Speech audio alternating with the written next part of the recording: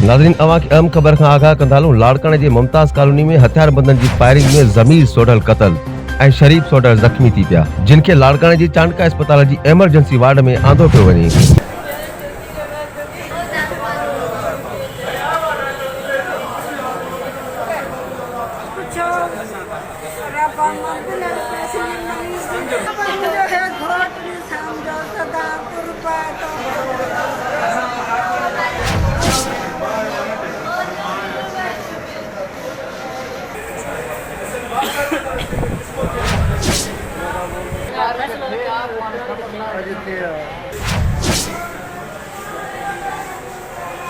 मज़ीद ख़बर ने अपडेट्स के लाइ विज़िट कयो असांजो फेसबुक जो पेज सिंध रंग न्यूज़।